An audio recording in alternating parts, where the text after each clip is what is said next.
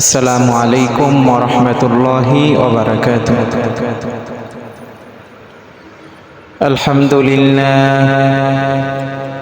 আলহামদুলিল্লাহ নাহমাদুহু ওয়া নাস্তাঈনুহু ওয়া নাস্তাগফিরুহু ونعوذ بالله من شرور أنفسنا ومن سيئات أعمالنا من يهده الله فلا مضل له ومن يضلل فلا هادي له ونشهد أن لا إله إلا الله وحده لا شريك له ونشهد أن سيدنا وسندنا وحبيبنا ومولانا محمدا عبده ورسوله الذي أرسله بالحق بشيرا ونذيرا وداعيا إلى الله بإذنه وسراجا منيرا فقد قال الله تعالى في كلامه المجيد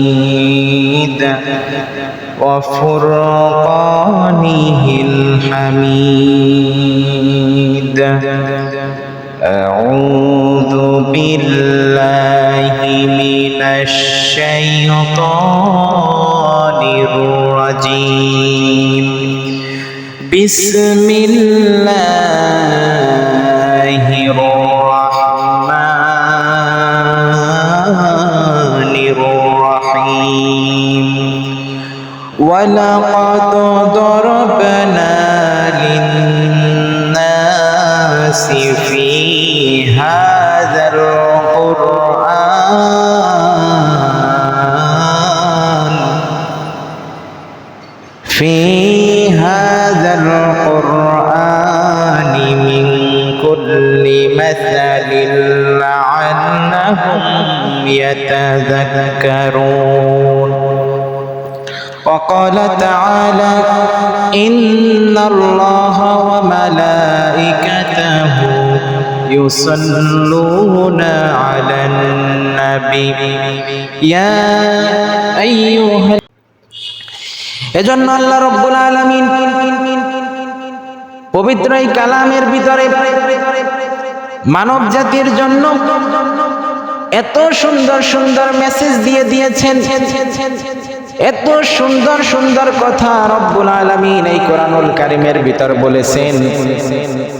এই কথাগুলো, এই মেসেজগুলো যদি মুসলমানের আজকে ফলো করত, এই কোরআনের ভিতরে কোন কথাগুলো রব্বুল আলামিন বলেছেন, এই কথাগুলো যদি আজকে মুসলমানেরা ফলো করত, মুসলমানেরা যদি কোরআনটা বুঝতো, কোরআন থেকে যদি জ্ঞান নিত, তাহলে ঐতিহাসিক যে বড় বড় তাফসির মাহফিলগুলো হয়, মুসলমান কোনোদিন তাফসির মাহফিলে কোনোদিন আক্রমণ করতে পারতো না, তাফসির মাহফিলগুলো কোনোদিন বন্ধ করে দিতে পারতো না। শুধু এতটুকু না বন্ধুগণ আমার, এই কোরআনের কাছে যখন আমরা আসব, এই কোরআন থেকে যখন আমরা জ্ঞান নিব, এই কোরআনের মেসেজগুলো যখন আমরা ফলো করব, এই কোরআন থেকে ফলো করার কারণে, কোরআন থেকে জ্ঞান নেওয়ার কারণে মুসলমান জাতি কোনোদিন পথভ্রষ্ট হবে না।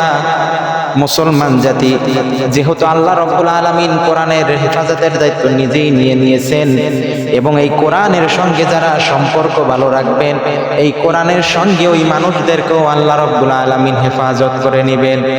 এজন্য বন্ধুগণ আমার, আল্লাহ রাব্বুল আলামিন কোরআনুল কারীমের ভিতর যেই মেসেজগুলো দিয়েছেন, এই মেসেজগুলো যদি আজকে এই মেসেজের সঙ্গে, এই কথার সঙ্গে, কোরআনের সঙ্গে যদি সম্পর্ক থাকতো মুসলমানের, তাহলে আজকে মুসলমান কোনোদিন বলতে পারতো না হুজুর ওয়াজের মঞ্চে রাজনীতির আলোচনা করবেন না, হুজুর মসজিদের মধ্যে রাজনীতির আলোচনা করবেন না। কিন্তু বন্ধুগণ আমার, এই কোরআন একটা ধর্মীয় কিতাব, কোরআন একটা রব্বুল আলামিন ধর্মীয় কিতাব, তারপর ওই কোরআনের ভিতরে একটা, দুইটা, ৬৯টা রাজনৈতিক আয়াত পেয়েছি।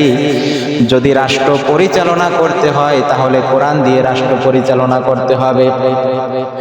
প্রিয় ভাইরা আমার, বন্ধুগণ আমার, রব্বে কারীম এই কোরআনের ভিতরে বলতেছেন, কিতাবুন আনজালনাহু ইলাইকা লিতুখরিজান নাসা মিনাজ যুলুমাতি ইলান নূর।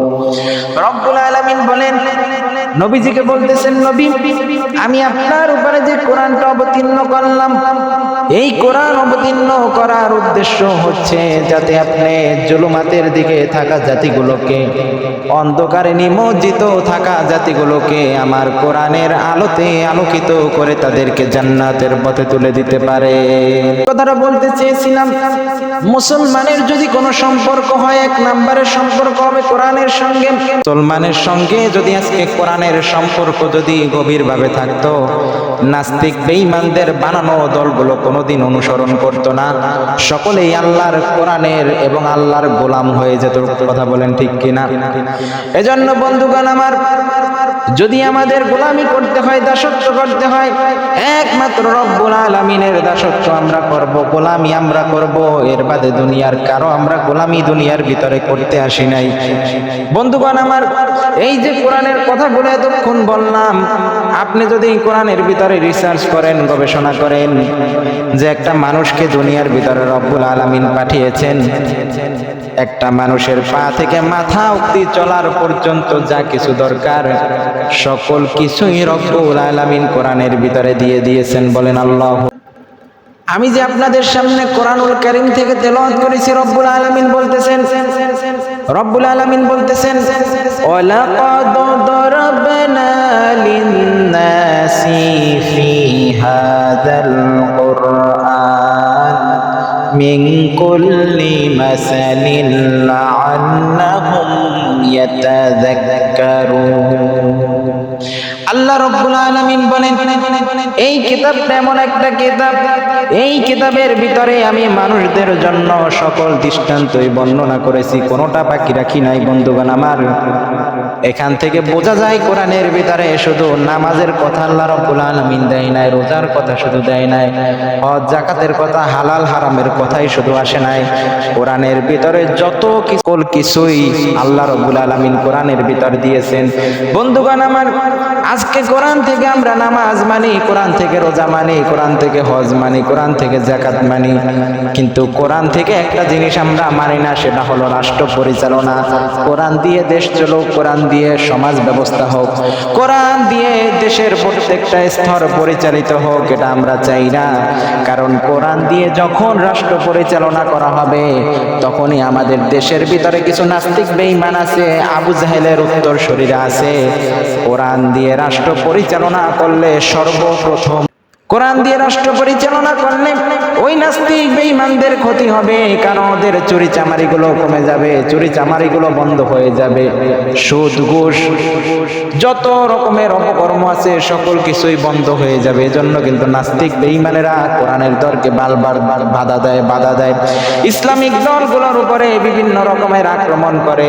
বন্ধুগণ আমার, খেয়াল করে শুনবেন, এই কোরআন যদি আপনি শুধু নামাজে মানলেন, রোজায় মানলেন, কিন্তু এক জায়গায় আপনি মানলেন না, আয়াতকে যদি আপনি অস্বীকার করি, আমি অস্বীকার করি, তাহলে যতই নামাজ পড়ি না কেন, যতই রোজা রাখি না কেন, যতই হজ করি না কেন, একটা ইবাদত আমার কবুল হবে না।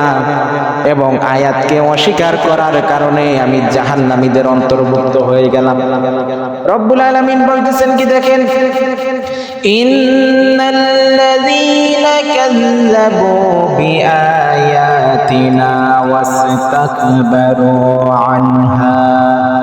আনহা লা তুফাত্তাহু লাহুম আবওয়াবুস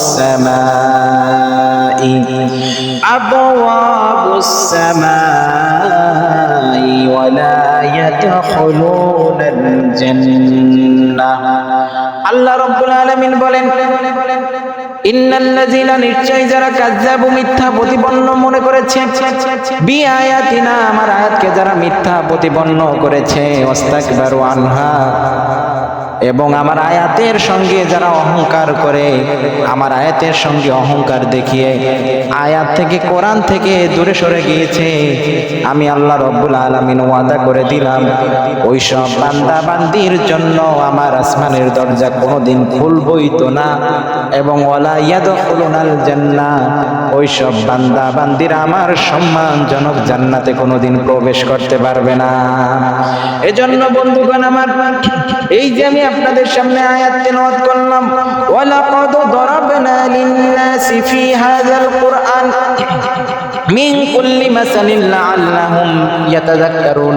রব্বুল আলামিন বলেন, মানব জাতির জন্য, মানুষের জন্য যত কিছু দরকার হয় সব কিছুই, সব দৃষ্টান্তই আমি কোরআনের ভিতরে বর্ণনা করেছি।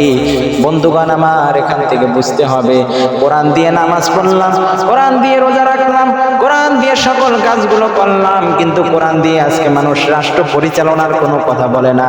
আর রাষ্ট্র পরিচালনার কথা যদি কোনো আলেম ওলামা বলে, তাহলে মসজিদের মেম্বারের ভিতরে বাধা দেওয়া হয়, মাহফিল মঞ্চে থেকে ধরে নিয়ে তাদেরকে রিমান্ডে দেওয়া হয়, তাদেরকে জেলখানার ভিতরে মাসের পর মাস, বছরের পর বছরে মিথ্যা মামলা দিয়ে আটকে রাখা হয়।